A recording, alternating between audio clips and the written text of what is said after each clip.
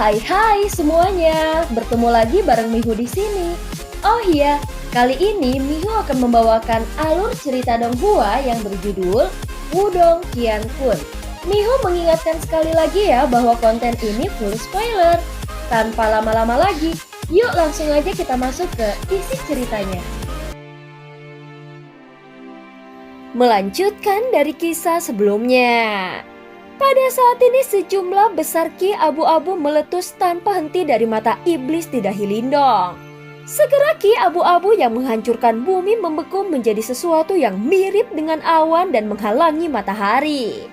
Saat ki abu-abu menutupi seluruh langit, udara kuno yang dipenuhi dengan keseraman meletus dan tersebar. Samar-samar teriakan menderu terdengar sekali lagi. Saat ini banyak ahli dari segala arah bergegas ke arah ini. Setelah tiba, ketika mereka melihat beberapa individu berdiri di sekitar puncak gunung yang berbeda, mereka tidak berani menimbulkan masalah. Sebaliknya mereka hanya bisa menatap terkejut pada pemandangan misterius yang terbentang di langit.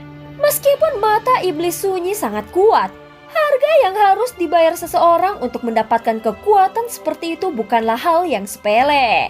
Jika Lindong tidak memiliki perlindungan dari jimat batu misterius, bahkan mungkin dia tidak akan berani melepaskan mata iblis sunyi sampai sejauh itu.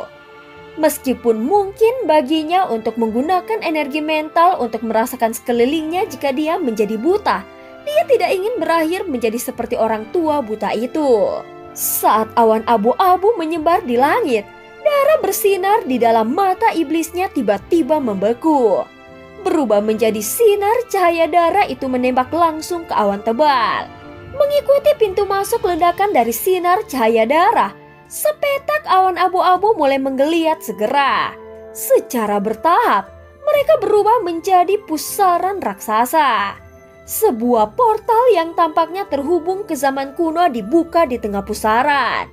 Melalui portal, perasaan gurun yang sunyi mulai merembes.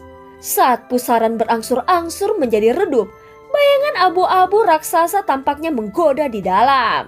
Penuh omong kosong. Namun aku tidak peduli betapa anehnya metode yang kau miliki. Kau hanya berada di tahap 5 Yuan Nirvana.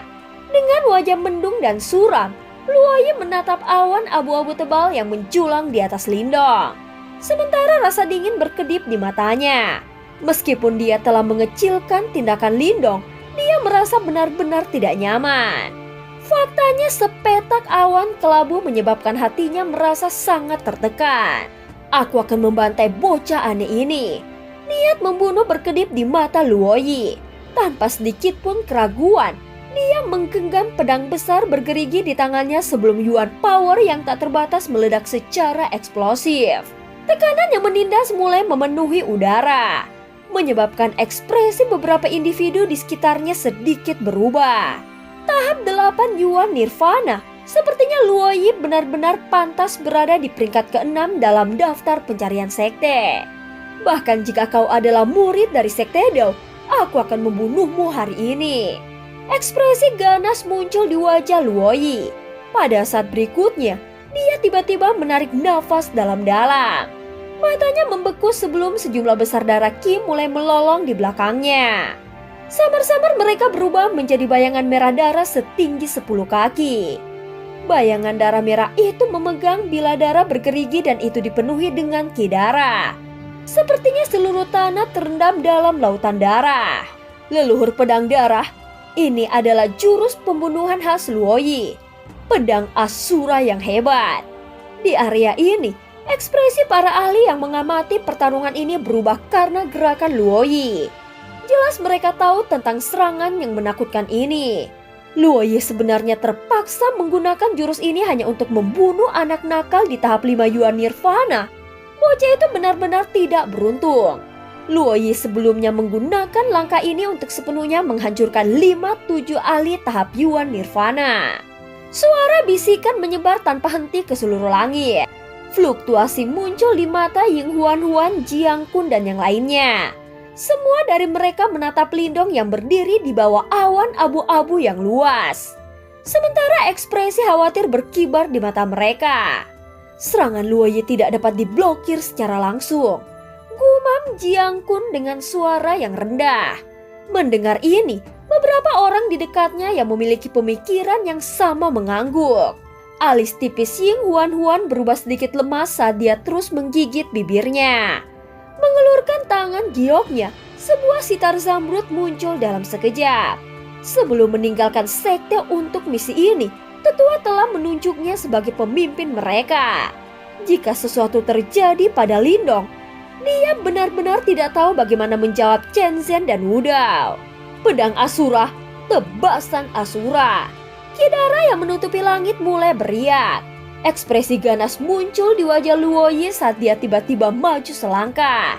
Dengan kedua tangannya mencengkram pedang, dia menebas dengan marah mirip dengan menebang gunung. Begitu bila besar itu membelah, bayangan merah darah di belakangnya mulai mengayunkan biladara raksasa di tangannya. Dengan pancaran darah yang memenuhi langit, dia menghasilkan gelombang sepanjang 300 meter lebih serta raungan yang menghancurkan surga. Kekuatan Yuan di sekitarnya juga meledak. Lindong mengangkat kepalanya. Cahaya pedang darah raksasa yang tumbuh dengan cepat di matanya menyebabkan bulu kuduk di tubuhnya berdiri. Segera pupilnya mulai mengeras dengan cepat. Seketika segel tangannya dengan cepat berubah, menyebabkan awan abu-abu di atasnya dengan cepat terbelah. Akhirnya di dalam pusaran, bayangan besar yang tak tertandingi telah muncul. Dengan munculnya makhluk raksasa itu, dia langsung menutupi langit. Saat tubuhnya yang mengerikan menutupi langit, itu tampak seperti binatang iblis super purba. Ketika binatang raksasa misterius itu pertama kali muncul, itu segera menyebabkan banyak orang menarik nafas dalam-dalam. Bahkan itu menyebabkan anggota Misa Segel Iblis mengalami perubahan drastis dalam ekspresi mereka. Apakah itu binatang Huang yang legendaris? Ying Huan dan yang lainnya menatap kaget pada makhluk raksasa itu. Mereka jelas memiliki pemahaman tentang seni bela diri aula sunyi. Namun ini masih pertama kalinya mereka melihat binatang buas yang menakutkan dari zaman kuno. Pada saat ini binatang Huang berjongkok di langit. Sementara matanya yang besar tertutup dengan rapat. Fluktuasi destruktif secara bertahap mulai memancar keluar darinya. Selanjutnya di bawah hamburan fluktuasi ini, yang membuat semua orang bingung, mereka mulai menyadari bahwa mata yang tertutup rapat perlahan terbuka. Saat mata raksasa itu perlahan terbuka, kekuatan Yuan di sekitarnya meledak dengan gila-gilaan. Detik berikutnya mata raksasa itu akhirnya terbuka sepenuhnya, mengungkapkan pupil hitamnya yang keruh itu tampak seperti objek paling menakutkan di dunia. Seberkas cahaya hitam yang tampaknya menyerap semua cahaya di alam semesta berteriak eksplosif dari mata. Begitu ditembakkan, seluruh dunia tampak menjadi gelap. Saat sinar itu melesat ke depan, itu langsung merobek lubang di luar angkasa. Di bawah tatapan terkejut dari banyak orang, itu bertabrakan keras dengan cahaya pedang merah darah yang masuk. Pada saat tumbukan langit menjadi sunyi, gelombang kejut energi yang luar biasa meletus secara eksplosif seperti kembang api yang berkilauan. Namun di dalam keindahannya, ada fluktuasi yang mirip dengan kematian yang lewat. Saat fluktuasi yang menakutkan melonjak, semua puncak gunung di sekitarnya seketika hancur menjadi debu.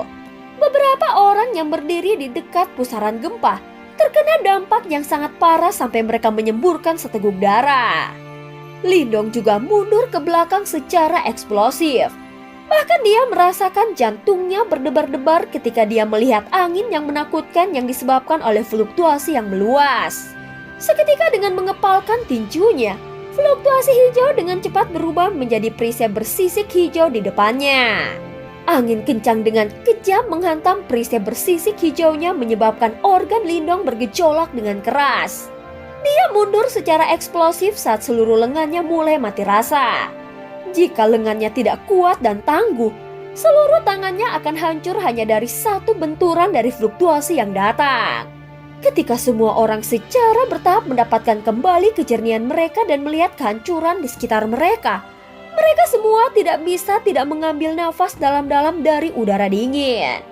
Mereka berbalik dan menatap sekali lagi pada sosok muda yang berdiri di langit. Namun kali ini, Tidak ada ejekan di mata mereka. Beberapa tatapan tertuju pada Lindong untuk beberapa saat sebelum beralih ke Luoyi di sisi lain. Saat ini rambut yang terakhir dilemparkan ke dalam kekacauan dan pakaiannya tercabik-cabik. Auranya dalam kekacauan dan jejak keterkejutan tetap ada di wajahnya. Jelas bahwa tabrakan sebelumnya telah membuatnya terengah-engah. Lagi pula, dia tidak bisa membayangkan bagaimana Lindong yang hanya berada di tahap 5 Yuan Nirvana benar-benar bisa melakukan pertarungan yang begitu berani. Sial, apakah semua murid Sekte Dao begitu kuat? Suasana di langit mulai menjadi sunyi. Keserakahan yang berkedip di mata beberapa orang juga secara tak terduga menurun. Apakah ada orang lain yang ingin bergerak? Sementara semua orang terdiam, Lindong mengambil kesempatan untuk mengirim tatapan dingin dan menyapu semua orang yang mirip dengan serigala di padang rumput. Saat suara Lindong tersebar di langit, ada saat hening yang aneh. Meskipun semua orang di sini adalah individu yang kejam, di bawah tatapan dingin tulang Lindong bahkan mereka merasa sedikit takut. Saat ini ekspresi Luoyi sangat suram. Namun kali ini dia berani angkat bicara. Jelas dia masih terluka oleh serangan ganas yang dilepaskan oleh Lindong sebelumnya. Hahaha, kapan Sekte Dao menghasilkan murid yang luar biasa? Meskipun penampilan jahatmu dapat dengan mudah menakuti orang lain, itu tidak akan berhasil padaku, ucap Yaoling. Lindong tiba-tiba berhenti dan perlahan mengangkat kepalanya. Dia mendongak melihat sosok hitam tiba-tiba muncul di puncak gunung tidak jauh. Ketika Lindong melihatnya, matanya mulai berkontraksi.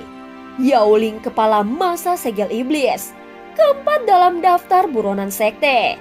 Pada akhirnya dia masih muncul. Saat ini hati Lindong perlahan tenggelam. Sosok berpakaian hitam di puncak gunung perlahan... Yaoling! Beberapa anggota kerumunan tercengang dan berseru terkejut ketika orang ini muncul. Ekspresi Luoyi dan Xiao Tian juga berubah saat ini. Mata mereka dipenuhi dengan kehati-hatian ketika mereka melihat sosok berpakaian hitam ini. Meskipun peringkat mereka hanya sedikit lebih rendah dari Yaoling, mereka mengerti bahwa dalam pertarungan nyata, keduanya bersama-sama kemungkinan besar bukan tandingan Yaoling. Bahkan orang ini telah muncul. Sepertinya masa segel iblis benar-benar menginginkan benih kuno Yuan abadi dengan cara apapun. Mata Luoyi gelap dan dingin saat dia tertawa pelan. Dia melirik Lindong dengan tatapan sinis. Dalam hatinya, dia diam-diam menyombongkan diri karena kesulitan yang terakhir. Namun dia juga merasa agak tidak senang.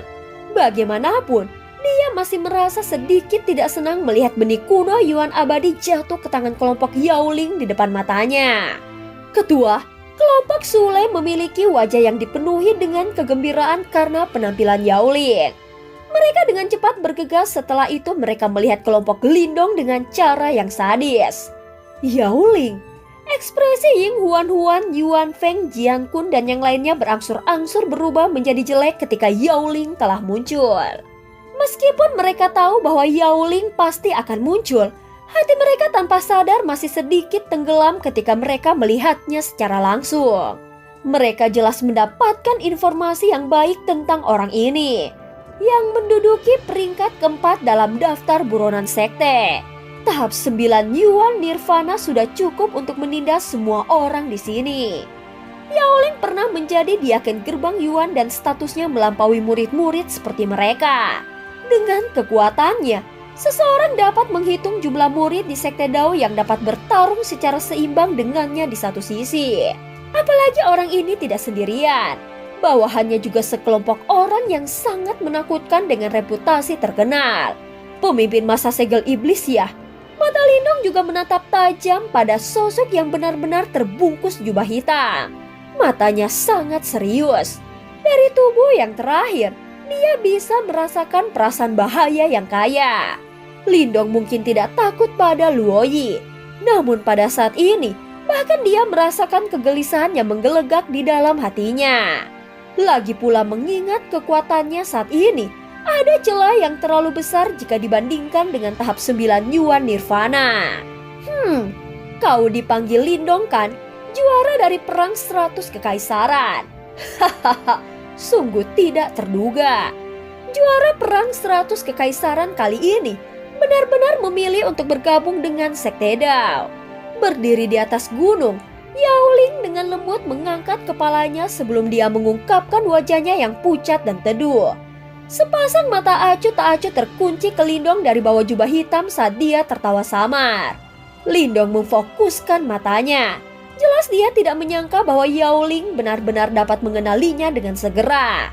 Yao Ling, benih kuno Yuan abadi ini ditemukan oleh Sekte Dao kami terlebih dahulu. Kami telah mengirim berita itu kembali. Segera para ahli dari Sekte Dao kami akan tiba.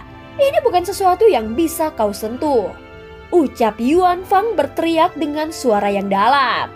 Hahaha, itu tidak masalah. Yang perlu aku lakukan adalah menghabisi kalian semua sebelum para ahli dari Sekte Dao tiba, ucap Yao Ling tersenyum sedikit dan berbicara dengan santai. Kau juga harus berhenti menggunakan Sekte Dao untuk mengintimidasiku. Orang lain mungkin takut pada Sekte Daomu, tetapi aku Yao Ling tidak peduli. Kamu, ucap Yuan Fang menjadi marah. Namun dia segera menekan amarahnya dengan paksa dan tertawa dingin. Kau bisa menertawakan sekarang, namun kau pasti akan menyesalinya di masa depan.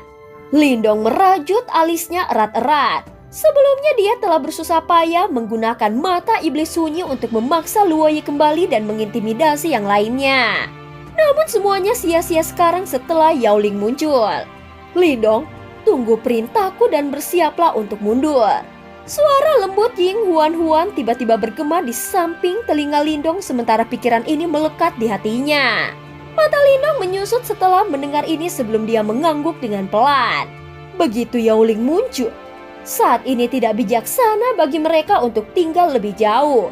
Begitu Yao Ling muncul, mereka kehilangan keuntungan yang mereka miliki sebelumnya. Oleh karena itu mereka hanya bisa memilih untuk mundur. Namun apakah Yao Ling akan mengizinkan mereka mundur dengan damai?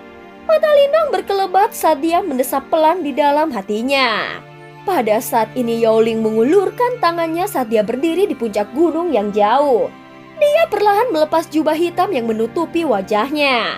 Setelah itu, dia memperlihatkan wajahnya yang putih pucat setengah baya.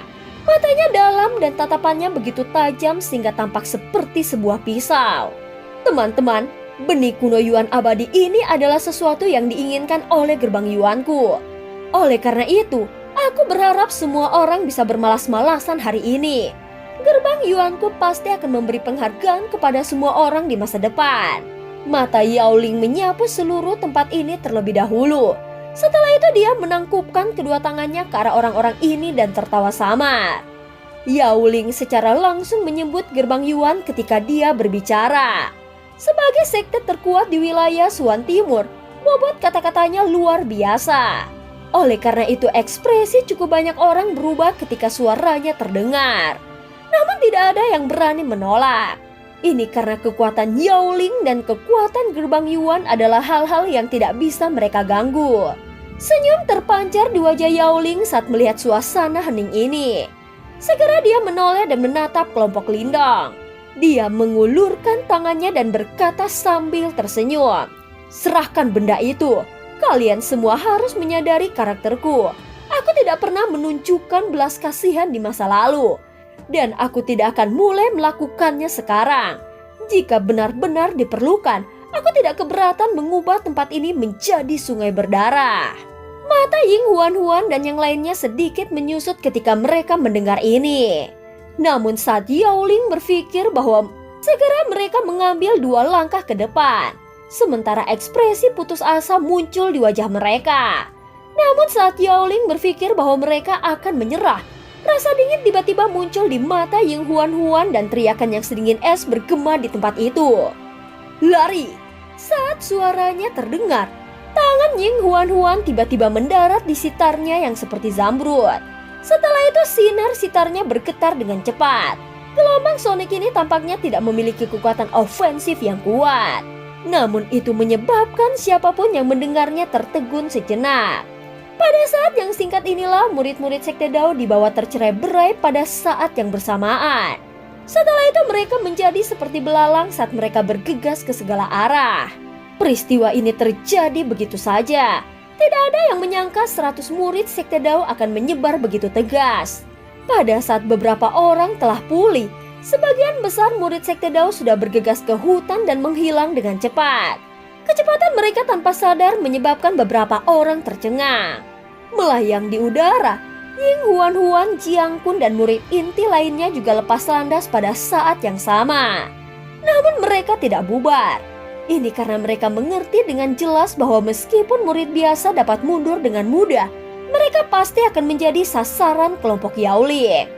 Hari ini, aku ingin melihat kemana kalian semua bisa melarikan diri. Yaoling juga benar-benar pulih pada saat ini. Matanya gelap dan dingin saat dia memelototi Ying Huan. Lindong dan yang lainnya yang bergegas pergi, senyum ganas segera muncul di wajahnya. Ikuti mereka. Benih kuno Yuan abadi ada bersama mereka. Ucap Yaoling melambaikan tangannya dan tertawa dingin. Ya, Sule dan yang lainnya juga membalas dengan senyum biadab ketika mereka mendengar tawa dingin Yaoling. Setelah itu tubuh mereka bergegas keluar.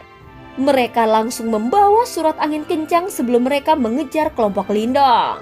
Setelah orang-orang dari masa segel iblis mengejar, para pengamat di sekitarnya juga dengan cepat bergerak. Meskipun benih kuno Yuan abadi saat ini sedang ditargetkan oleh Yaoling, mereka tidak mau menyerah begitu saja. Di bawah siulan sejumlah besar orang yang menutupi langit, suara angin kencang muncul satu demi satu.